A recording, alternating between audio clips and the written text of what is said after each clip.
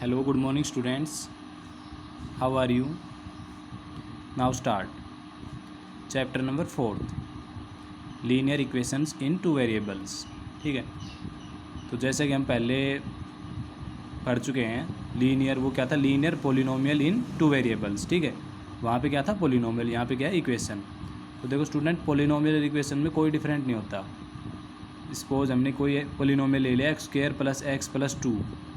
अगर ये equals to zero है तो ये क्या बन जाएगी इक्वेशन. अगर ये इक्वल्स टू ज़ीरो नहीं है तो ये क्या हो जाएगा पोलिनोमियल. ठीक है, बस ये फ़र्क होता है पोलिनोमियल और इक्वेशन के अंदर. सो देखो लीनियर इक्वेशन क्या होगी, दोज इक्वेशंस हैविंग डिग्री 1, जिसकी डिग्री क्या होगी 1. वेरिएबल की मैक्सिमम पावर क्या होगी 1. सपोज करते हैं x + 5 = 0. ठीक है, तो ये कैसी इक्वेशन होगी, लीनियर इक्वेशन. ठीक है, इसकी मैक्सिमम पावर क्या है 1. देखो अब अगर हम इसको रख लें तो x + 5 ये कैसे हो गया लीनियर पोलिनोमियल. ठीक है, और अब इक्वल्स टू 0 कर दिया तो ये क्या हो जाएगा लीनियर इक्वेशंस. इसी तरह हमने कोई और मान लिया √3x + √2 = 0, ये क्या हो जाएगी लीनियर इक्वेशंस. और हम अगर इसको छिपा लें तो ये क्या हो जाएगा लीनियर पोलिनोमियल. ठीक है, तो पोलिनोमियल और इक्वेशन में कोई डिफरेंट नहीं होता. So these are the linear equations in one variable. तो ये क्या है वन वेरिएबल के अंदर है. अब हमने इस चैप्टर में क्या पढ़ना है, linear equations in two variable के अंदर पढ़ना है. सो देखो the journal form of linear equations in two variable is, general equation होती है लीनियर इक्वेशन की टू वेरिएबल के अंदर क्या होती है ax + by + c = 0. ax + by + c = 0. अब देखो इसमें वेरिएबल दो है, एक तो क्या है x, एक क्या है y. तो टू वेरिएबल हो गए. अब इनकी मैक्सिमम पावर भी कितनी है 1 1. तो ये क्या हो जाएगा linear equation in two variable. इस तरह से आपको एक फॉर्म मिलेगी ax + by + c = 0. अब वेयर a b c क्या है रियल नंबर है. ठीक है, कोई भी रियल नंबर है, a b c की कुछ भी वैल्यू होगी रियल नंबर होगा. और a और b है r0 बोथ 0. ये ज़रूरी नहीं है कि ये दोनों 0 हो, b भी 0 हो सकता है, a भी 0 हो सकता है. ठीक है, इनमें से कोई भी एक 0 हो सकता है. ये ज़रूरी नहीं है कि दोनों ही 0 हो. अगर ये दोनों 0 हो तो वैल्यू क्या बचेगी सिर्फ c, और c कैसा है कॉन्स्टेंट नंबर. तो ये फिर इक्वेशन ही नहीं बचेगी. ठीक है, देखो एग्जांपल है एक, सपोज कर लिया हमने एक इक्वेशन है 2x + 3y - 5 = 0. तो देखो हम इसको अभी इसके साथ कंपेयर करेंगे ax + by + c = 0. तो एक की वैल्यू क्या आ जाएगी 2. ठीक है, इसी तरह b की वैल्यू क्या आ जाएगी 3, और इसी तरह कांस्टेंट c की वैल्यू क्या आ जाएगी -5. साइन के साथ लेंगे इसको -5. ठीक है, तो a b c की वैल्यू क्या आ जाएगी 2 3 5. जो x के साथ होता है वो क्या होता है a, जो y का कोफिशिएंट होता है वो b, और जो कांस्टेंट टर्म होती है विदाउट वेरिएबल वो क्या होता है c. तो c की वैल्यू क्या आ जाएगी -5. ठीक है, देखो इसी तरह आपको एक इक्वेशन इस तरह से मिल सकती है 2x = y. सो देखो ये y इस साइड आएगा तो 2x - y हो जाएगा, 2x - y = 0.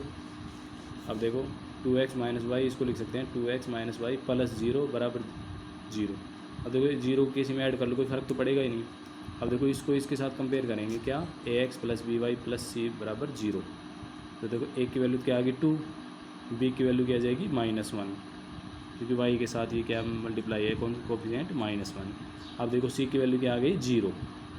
अभी इस इक्वेशन से हमें पता नहीं चल रहा था कि c की वैल्यू क्या आएगी. तो यहाँ से देखो अगर इसमें 0 और ऐड कर दिया तो c की वैल्यू क्या आ जाएगी 0. तो a की वैल्यू क्या आ जाएगी 2, b की -1 और c की 0. ठीक है, इस तरह से जनरल फॉर्म होती है x + by + c = 0. तो आप a b c की वैल्यू फाइंड कर सकते हैं. ठीक है, सो अब एक्सरसाइज करते हैं एक्सरसाइज 4.1. देखो एक्सरसाइज 4.1 में फर्स्ट क्वेश्चन है the cost of a notebook is twice the cost of a pen. Write a linear equations in two variables to represent this statement. देखो हमने सपोज कर लिया let the cost of a notebook x rupees. ठीक है, एक notebook का cost क्या है x रुपीज़, और एक पेन की कॉस्ट क्या है y रुपीज़. ठीक है, cost of notebook x rupees, cost of pen y rupees. अब देखो अकॉर्डिंग टू क्वेश्चन के अकॉर्डिंग क्या है the cost of a notebook is twice the cost of a pen. तो देखो कॉस्ट ऑफ नोटबुक क्या है x. ठीक है, कॉस्ट ऑफ पेन क्या है y. अब अकॉर्डिंग टू क्वेश्चन क्या है कि जो नोटबुक का जो कॉस्ट है ये पेन की कॉस्ट से कितनी है, ट्वाइस है, 2 टाइम्स है। तो जब इसको 2 टाइम्स इसको मल्टीप्लाई कर देंगे तो ये इसके इक्वेशन बराबर आ जाएगी, ठीक है। तो x equals to 2y, x equals to 2y, ठीक है। यही हमें कंडीशन गिवन है। सो देखो 2y है, इस साइड आएगा तो माइनस का 2y हो जाएगा, तो x माइनस 2y इक्वल्स 0। तो ये आ जाएगा this is linear equation in 2 variable, ठीक है। 2 वेरिएबल है x और y।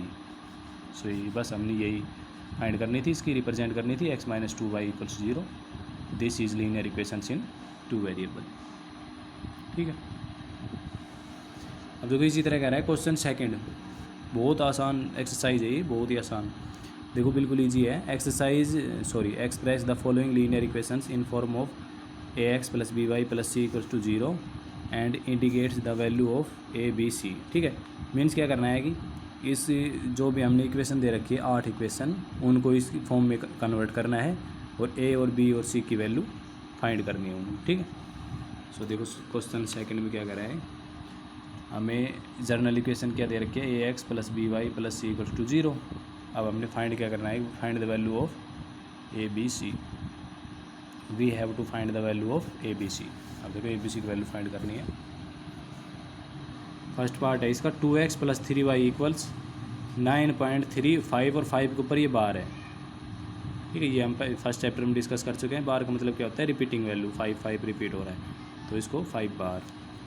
सो हमने क्या करना है, इसको सारे को इस एक साइड में अरेंज कर लेना है। 2x प्लस 3y, ये इस साइड प्लस का है, ये इस साइड आएगा तो माइनस, तो माइनस 9.35 और 5 के ऊपर बार इक्वल्स 0। अब इसको कंपेयर कर देंगे on comparing with ax plus B Y plus C equals to 0। जब हम इन दोनों इक्वेशन को कंपेयर करेंगे तो एक की वैल्यू क्या आ जाएगी 2, ठीक है, बी की वैल्यू क्या आ जाएगी 3 और सी की वैल्यू ये क्या आ जाएगी कंप्लीट माइनस 9.35 और इसके ऊपर बार, ठीक है। ए क्या होता है x का कोफिशिएंट, बी क्या होता है y का कोफिशिएंट और सी होता है कांस्टेंट टर्म जो वैल्यू बच जाती है, ठीक है। बहुत ही आसान है। देखो इसी तरह इसका सेकंड पार्ट क्या है, x minus Y upon 5 minus 10 equals 0। So देखो x के साथ कुछ भी नहीं है तो इसके साथ 1 तो है मल्टीप्लाई में, ठीक है। तो इसको क्या सपोज कर लिया 1 इंटू एक्स माइनस, अब देखो 1/5 इंटू वाई, तो ये क्या हो जाएगा y अपॉन 5 ही हो जाएगा ना। इसको क्या कर लिया 1/5 को ऐसे बाहर लिख लिया और y माइनस 10 इक्वल्स 0। अब इसको कंपेयर कर दिया on comparing with ax plus B Y plus C equals to 0। So देखो a की वैल्यू क्या आ जाएगी 1, b क्या आ जाएगा माइनस 1/5 और c क्या आ जाएगा माइनस 10, ठीक है।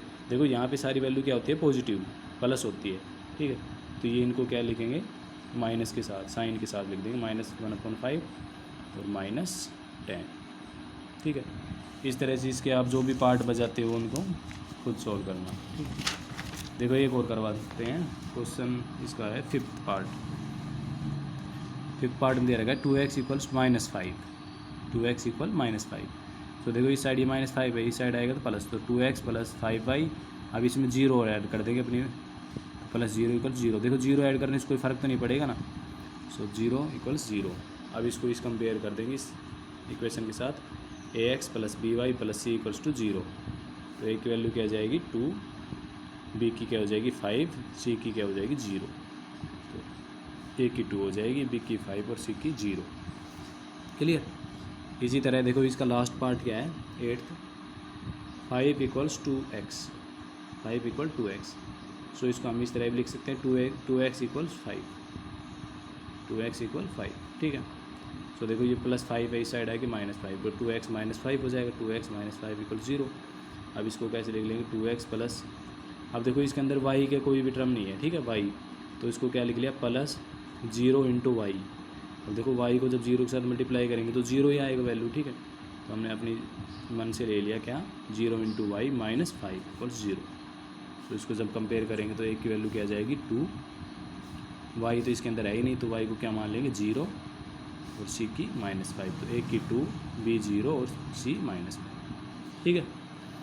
तो इसी तरह एक्सरसाइज 4.1 कंप्लीट। देखो एक्सरसाइज 4.2 करते हैं अब। इसमें बिल्कुल छोटा सा कॉन्सेप्ट है, बस इसमें सॉल्यूशन निकालना है इनका, solution of A linear equation, ठीक है। अब तक हमने क्या पढ़ा था लीनियर इक्वेशन और उसके अंदर a b c की वैल्यू कैसे करते हैं फाइंड। अब हम इसमें पढ़ेंगे कि कोई भी लीनियर इक्वेशन है उसका हम सॉल्यूशन कैसे फाइंड करेंगे। ठीक है, सबसे पहले तो आपने एक बात याद रखनी है, ए linear equation in two variable has infinitely many solution. एक कोई भी लीनियर इक्वेशन है टू वेरिएबल के अंदर, उसके कितने सॉल्यूशन होते हैं, इनफाइनाइटली मैनी सॉल्यूशन होते हैं। ठीक है, अब देखो कैसे होते हैं, इनको कैसे फाइंड करते हैं। सपोज द इक्वेशन, कोई भी हमने एक इक्वेशन ले ली 2x + 3y = 12। जी हमने अपनी तरफ से कोई इक्वेशन ले ली 2x + 3y = 12। अब देखो ये क्या कह रहा है, सॉल्यूशन का मतलब क्या है कि x और y की वैल्यू फाइंड करो, बस x और y की वैल्यू फाइंड कर देंगे तो वो इसका क्या आ जाएगा, सॉल्यूशन।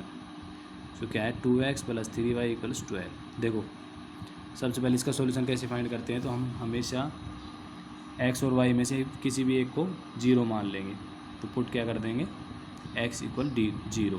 ठीक है, ये हमने अपनी तरफ से पुट किया है, x = 0। तो देखो इस इक्वेशन में जब x की वैल्यू 0 पुट कर देंगे तो ये वैल्यू क्या हो जाएगी, ये चीज़ तो 0 हो जाएगी, तो क्या हो जाएगा 3x = 12। तो 3y = 12, तो y की वैल्यू क्या हो जाएगी 12/3, तो क्या हो जाएगा 4। सो y की वैल्यू क्या हो जाएगी 4। सो x की वैल्यू 0 और y की वैल्यू 4 क्या हो जाएगा, सो 0 और 4 is the solution of this equation. अब ये क्या करें, ये इस इक्वेशन का सॉल्यूशन है। अगर ये इसी इक्वेशन का सॉल्यूशन है तो ये मतलब कंडीशन सेटिस्फाई करेगा। तो देखो जब हम x को 0 पुट कर दें और y को 4 पुट कर दें, तो ये अगर दोनों साइड इक्वल आ जाती है तो ये इसका सॉल्यूशन हो जाएगा। x की 0 पुट करेंगे तो ये वैल्यू 0 प्लस y की 4 करेंगे तो 4 को 3 से मल्टीप्लाई करेंगे तो 12 = 12। अब देखो बोथ साइड इक्वल आ गई, तो इसका मतलब क्या हो जाएगा कि 0 और 4 इसका क्या आ जाएगा, सॉल्यूशन हो जाएगा। ठीक है, इस तरह सेकंड हमने क्या मान लिया, अब y को 0 पुट कर दिया, पुट y = 0। अब देखो जब y को 0 पुट किया तो x की वैल्यू क्या आ जाएगी, 2x = 12, तो x की वैल्यू क्या आ जाएगी 6। ठीक है, तो x की वैल्यू 6 आ गई और y की value 0। So 60 is the solution of the equation. तो 60 भी इसका सॉल्यूशन होगा। देखो अब x है, x की वैल्यू 6 रख दो, तो 6 × 2 = 12 और y की 0, तो ये तो 0, तो 12 = 12, तो left hand side = right hand side, जब दोनों साइड इक्वल आ गई तो ये इसका सॉल्यूशन हो जाएगा। तो देखो इसके कितने सॉल्यूशन हो गए, एक ये सॉल्यूशन है, एक ये सॉल्यूशन है, एक देखो अपनी तरफ से हमने मान लिया x = 1, x को 1 पुट कर दिया, तो जब x को 1 पुट करेंगे तो y की वैल्यू क्या आ जाएगी, इस इक्वेशन में पुट कर देंगे तो y की वैल्यू क्या आ जाएगी 10/3। तो x की वैल्यू 1 और y की वैल्यू 10/3 भी इसका क्या होगा, सॉल्यूशन होगा। ठीक है, तो इस तरह से हमने कितने सॉल्यूशन निकाल लिए, 3। अब इस तरह देखो y को 1 पुट कर दिया, पहले क्या पुट कर दिया था, x को 1, अब y को 1 पुट कर देंगे। अब जब y को 1 पुट कर दिया तो x की वैल्यू क्या आ जाएगी 9/2 आ जाएगी। अब देखो x की वैल्यू 9/2 और y की वैल्यू 1, सो 9/2 और 1 इसका एक सॉल्यूशन होगा। ठीक है, तो इस तरह से 4 सॉल्यूशन निकाल लिया। इस तरह से आप बहुत सारे सॉल्यूशन निकाल सकते हो। सो हम क्या कह सकते हैं, so there are infinitely many solution of this equation. So इस इक्वेशन के कितने सॉल्यूशन आएंगे, मैनी सॉल्यूशन आएंगे। ठीक है, और ये तो हम 3rd चैप्टर में पढ़ चुके हैं कि पहले हमेशा x की वैल्यू लिखी जाती है फिर y की। अब देखिए 9/2 और 1 है, तो इसका मतलब x की वैल्यू क्या है 9/2 और y की वैल्यू क्या है 1। ये कभी भी इसके बराबर नहीं हो सकता कि पहले आप 1 को ले लो फिर 9/2 कर दो। ठीक है, तो ये कभी भी बराबर नहीं होंगे, इक्वल नहीं होंगे। ठीक है, 9/2 x की वैल्यू और y की वैल्यू क्या है 1। अगर हमने इसको उल्टा लिख लिया कि x की वैल्यू 1 और y की वैल्यू 9/2, तो ये क्या हो जाएगा, गलत। ठीक है, ये कभी भी इक्वल नहीं होते। क्लियर। अब करते हैं एक्सरसाइज।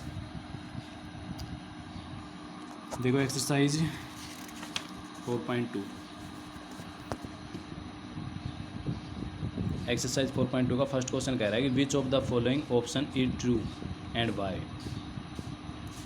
हमें एक इक्वेशन दे रखी है, अब ये कह रहा है इसके 3 ऑप्शन दे रखे हैं, अब ये बताना है कि इसका सही ऑप्शन क्या आएगा और क्यों आएगा, इसका रीज़न और बताना है। ठीक है, तो देखो क्या लिखेंगे, the equation is y = 3x - 5 y - 3x = 5। तो देखो ये किस तरह से इक्वेशन है, ये लीनियर इक्वेशन इन 2 वेरिएबल है। सो इसको क्या करेंगे, so as we know that the above equation is a linear equation in two variable. और हम पहले भी पढ़ चुके हैं अभी थोड़ी देर पहले क्या, कि कोई भी लीनियर इक्वेशन है टू वेरिएबल के अंदर तो उसके कितने सॉल्यूशन होंगे। And we have also know that the linear equation in two variable have many solution, तो उसके कितने सॉल्यूशन होंगे, मैनी सॉल्यूशन। ठीक है, तो इसका देखो ऑप्शन फर्स्ट में क्या दे रखा है, यूनिक सॉल्यूशन, मतलब इसका एक सॉल्यूशन होगा, तो एक तो नहीं होगा उसका। फिर उसके बाद कह रहा है ओनली टू सॉल्यूशन, तो टू सॉल्यूशन भी नहीं होंगे। थर्ड ऑप्शन कह रहा है कि इनफाइनाइटली मैनी सॉल्यूशन, तो थर्ड ऑप्शन इज करेक्ट। ठीक है, तो इसका आंसर क्या आ जाएगा, पार्ट थर्ड इज करेक्ट। ठीक है, देखो इसी तरह क्वेश्चन करते हैं सेकंड। क्वेश्चन सेकंड में कह रहा है कि right 4 solution for each of the following equations. हमें 3 इक्वेशन दे रखी है, इनके 4 सॉल्यूशन फाइंड करने हैं हमें, 4 सॉल्यूशन। देखो क्वेश्चन सेकंड का फर्स्ट पार्ट करते हैं। फर्स्ट पार्ट इक्वेशन क्या है, 2x + y = 7। सो ये कैसी इक्वेशन है, linear equation in two variable, तो इसके कितने सॉल्यूशन आएंगे, मैनी सॉल्यूशन आएंगे। सो मैनी सॉल्यूशन आएंगे तो उनमें से कोई भी हम 4 सॉल्यूशन फाइंड कर सकते हैं। ठीक है, सो देखो as we know that this is linear equation in two variable, तो ये linear equation in two variable है। So it has infinitely many solution, तो इसके कितने सॉल्यूशन होंगे, इनफाइनाइटली मैनी सॉल्यूशन। ठीक है, so we can take any 4 solution, तो इनमें से कोई भी हम 4 सॉल्यूशन फाइंड कर सकते हैं। सो जैसे कि हमने आपको पहले बताया था कि सबसे पहले क्या कर दिया कि x को 0 पुट कर दिया। ठीक है, पुट x = 0। सो जब अबाउ इक्वेशन में x की वैल्यू 0 पुट करेंगे तो ये वैल्यू क्या हो जाएगी 0, तो y की वैल्यू क्या आ जाएगी 7। सो y की वैल्यू क्या आ जाएगी 7, तो x 0 y 7, तो 0 और 7 इसका एक सॉल्यूशन हो जाएगा, एक सॉल्यूशन हो जाएगा। उसके बाद देखो सेकंड को कैसे करेंगे, पुट x = 1। अब x की वैल्यू जब 1 पुट करेंगे तो y की वैल्यू क्या जाएगी 5। So x = 1 y = 5 is a solution. So इसके आ जाएगा 1 5 इज ए सॉल्यूशन। आप अपनी तरफ से कुछ भी ले सकते हैं, ठीक है, कुछ भी। ये तो हमने बिल्कुल इसको बिल्कुल सिंप्लीफाई करने के लिए हमने 0 1 2 3 इस तरह से ले लिया। ठीक है, आप कुछ भी नंबर मान सकते हैं, कुछ भी, x कुछ भी मान लो तो उससे y वैल्यू निकल जाएगी, y कुछ मानोगे तो उससे x की वैल्यू कुछ निकल जाएगी। ठीक है, कुछ भी मान सकते हो आप। सो हमने क्या कर दिया, पुट x = 2। जब x की वैल्यू 2 पुट करी तो y की वैल्यू क्या आ जाएगी 3। ठीक है, तो 2 और 3 भी इसका एक सॉल्यूशन होगा। अब इसी तरह फिर क्या कर दिया हमने, y को क्या 1 मान लिया। ठीक है, y = 1। जब y को 1 पुट कर दिया तो x की वैल्यू क्या आ जाएगी 3। सो पहले हम लिखेंगे 3, फिर उसके बाद ये लिखेंगे 1। सो 3 1 is also solution of equation. तो इस तरह से हमने इसके 4 सॉल्यूशन निकाल दी। अब इसको हम कैसे लिखेंगे, hence the 4 solution of equation first क्या निकाला था हमने 0 7, सेकंड क्या निकाला था 1 5, थर्ड क्या निकाला था 2 और 3, लास्ट क्या था 3 1। ठीक है, तो इस तरह से ये इसके 4 सॉल्यूशन हो गए। अब देखो ये सॉल्यूशन निकल गए, इसका मतलब क्या है कि अगर इनकी वैल्यू को इस इक्वेशन के अंदर पुट करें तो बोथ साइड क्या आनी चाहिए, इक्वल। ठीक है, अब लेट सपोज हम कर लेते हैं 2 और 3 इसका सॉल्यूशन है, तो अगर 2 और 3 इसका सॉल्यूशन है तो ये इक्वेशन को सेटिस्फाई करेगा। ठीक है, तो मीन्स x = 2 और y = 3। देखो इस इक्वेशन में x की वैल्यू 2 रखेंगे तो 2 × 2 प्लस y की वैल्यू 3 रखेंगे = 7, तो 2 × 2 4 4 + 3 7, तो 7 = 7। ठीक है, तो इसका मतलब ये इक्वेशन को सेटिस्फाई करते हैं, तो ये सारे इसके क्या हो जाएंगे, सॉल्यूशन हो जाएंगे। ठीक है, आप इनको सॉल्यूशन बोलो या रूट बोलो, एक ही बात है। ठीक है, अब करते हैं क्वेश्चन थर्ड। क्वेश्चन थर्ड में कह रहा है check whether of the following are solution of the equation हमें दे रखी है x - 2y = 4 which is not. ये कह रहा है कि हमें ये कोई इक्वेशन है x - 2y = 4। अब हमें बताना है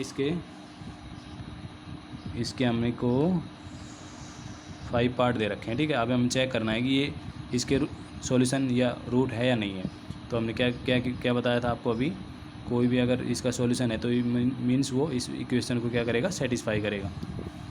सो फर्स्ट पार्ट को करते हैं, अगर 0 2 इसका सॉल्यूशन है मीन्स x की वैल्यू क्या है 0, y की वैल्यू क्या है 2।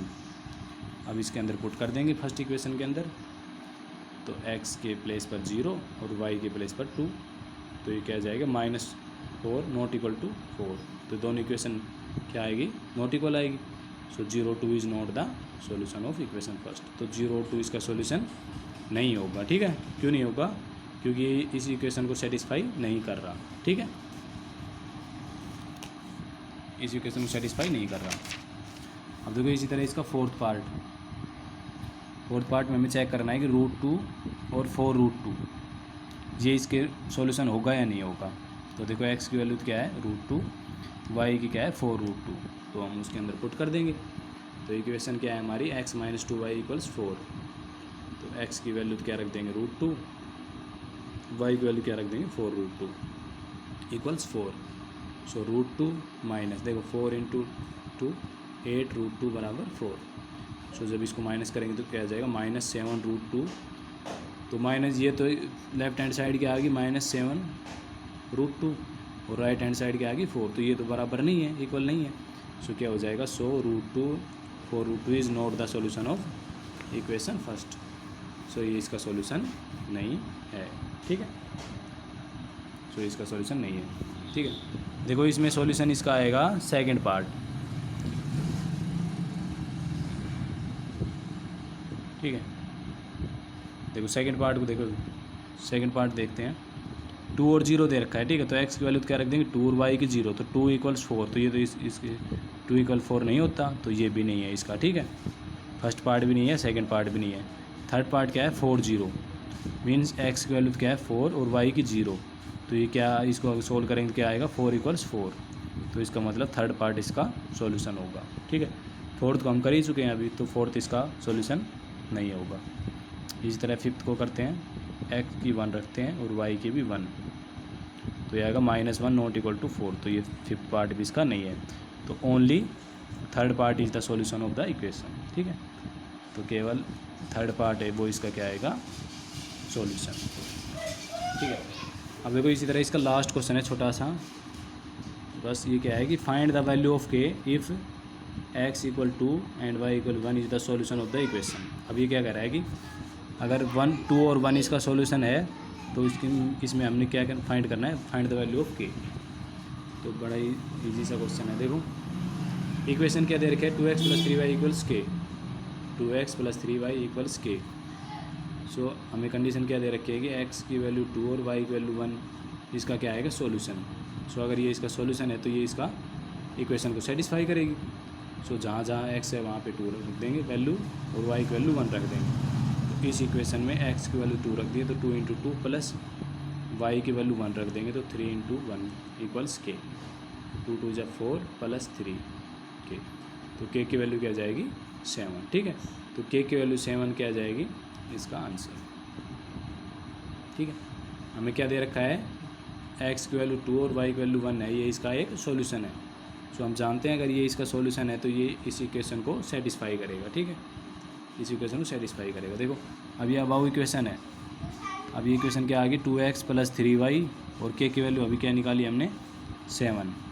अब देखो इस इक्वेशन में x की वैल्यू 2 रखो, तो 2 रखेंगे तो 2 × 2 प्लस y की 1, तो 3 × 1, तो 4 + 3 7, तो 7 = 7 ही आएगा। ठीक है, तो इसका मतलब ये इसके रूट है। क्लियर। सो एक्सरसाइज 4.2 तक हमारी कंप्लीट हो चुकी है। ठीक है स्टूडेंट, ठीक है आपने, थैंक्स।